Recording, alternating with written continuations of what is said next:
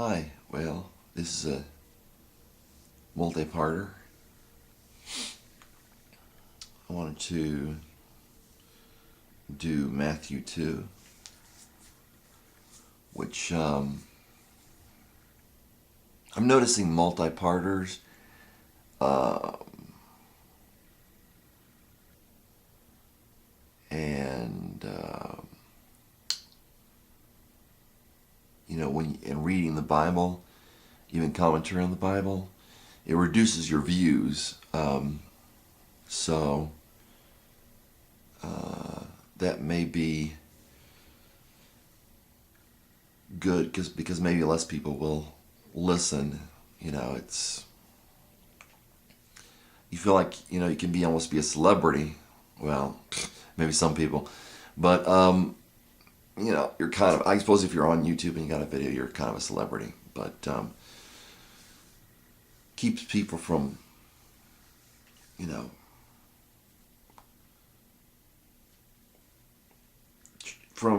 saying, well, that's his view or that's her view or whatever, and they just get the scriptures and some commentary, and it starts to get to the point where it doesn't involve people or politics, and it might be good just to lose those views anyway to some degree.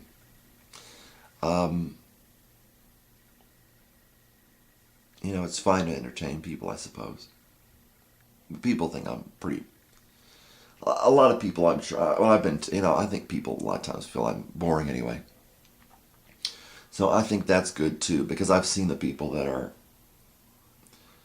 considered exciting or not boring, and they're boring to me, and that's not what I want to do.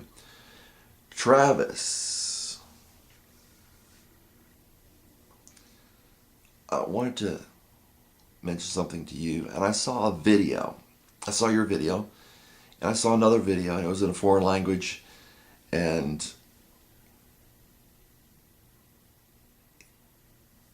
it was in a foreign language, and it was subtitled in another foreign language, and it was hard for me to follow. But so I'm gonna get into that. Matthew 2. So it was hard to follow, but it was about science, or scientists more specifically.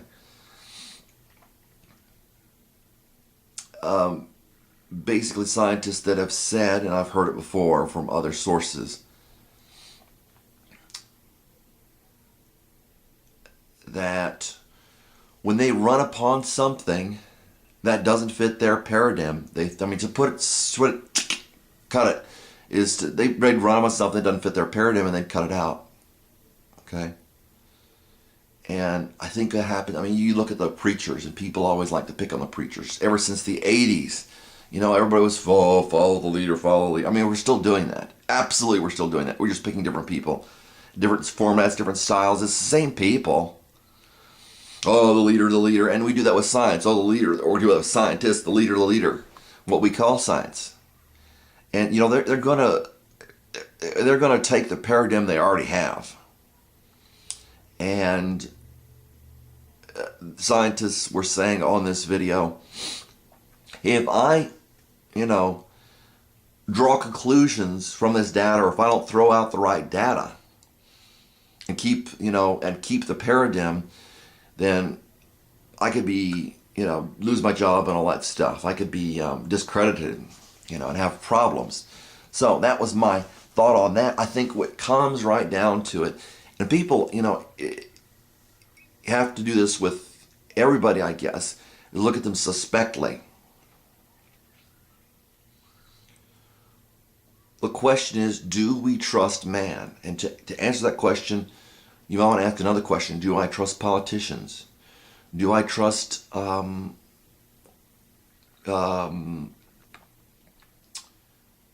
just whoever it is? You see someone walking down the street, and they say, oh, can you give me this money? I don't know, I'm homeless or whatever. Do you trust them? and you think, well, if they've got a certain level of indoctrination, which is what I call it, schooling, all that stuff, do you trust them?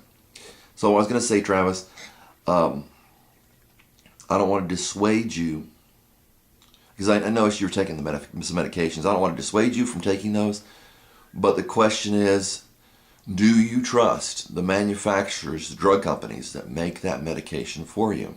I myself have had some health problems, so I know it's difficult. And you may feel, or you may be in a situation where you may not have any choice or not much choice. So you may have to, or may think you have to, do what take the drugs you're taking. But it comes down to it. Can you trust the drug manufacturers, the pharmacists, and everything, that they give you the right stuff? Because I heard just somebody recently say they were being given the wrong drugs and died soon after. So I love you, and I'm just concerned about you and all that stuff.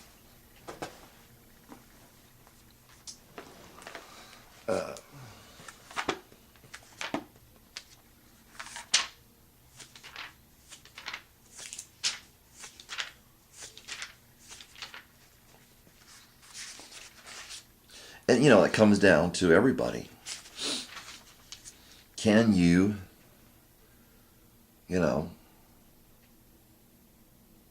believe, and you don't want to jump to conclusions. Can you believe that I'm saying the truth? You check it out for yourself.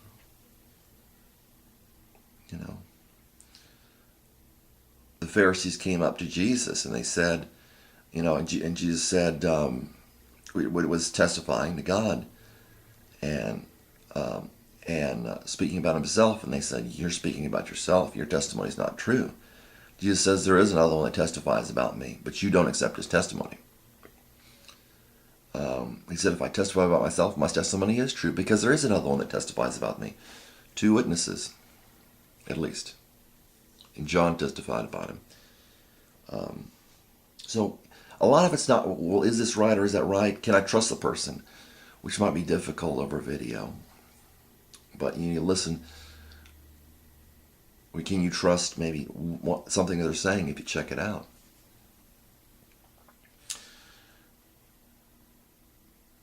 Now, after Jesus was born in Bethlehem in Judea in the days of Herod the king. Okay, I finished up. I went too far on the last one. I went beyond the first chapter. Now, after Jesus was born in Bethlehem of Judea in the days of Herod the king, Magi, and it's got a note, a caste of wise men specializing in astronomy, astrology, and natural science, from the east arrived in Jerusalem, saying, where is he who has been born King of the Jews? For we saw his star in the east. That's just a sign came out there. I don't know how accurate that is. Where is he who has been born King of the Jews? For we saw his star in the east and have come to worship him.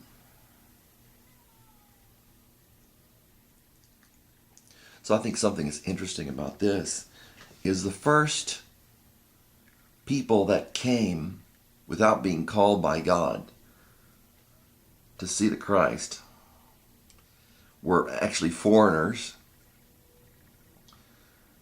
And, God didn't have to say, okay, it's just shepherds, unto you a son has been born, unto your child is given, or to you. And they said, okay, we're going to go and see what the angels have told us about in Bethlehem.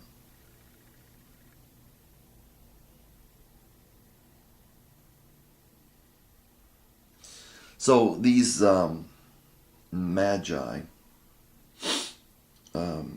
you're a certain ethnicity and perhaps a clan, apparently. Also mentioned in the Bible. Everybody's in the Bible. It's not just going to say, well, these people, and these people, and then nobody else exists. No, everybody's in the Bible. And these are part of them. When Herod the king heard this, or when Herod the king heard, he was troubled. This is in italics, which means it's not part of the original text. When Herod the king heard, he was troubled, and all Jerusalem with him. So their attitude was opposite. Their attitude was, King of the Jews. Where is he who was born King of the Jews? For we saw his star in the east and have come to worship him. Whoa, King. Worship, come to worship. What a good attitude. But that wasn't the attitude of Herod. And that wasn't the attitude of Jerusalem. Jerusalem, Jerusalem, Jesus says, you kill the prophets and stone those sent to you. So apparently, it wasn't represented as a good thing.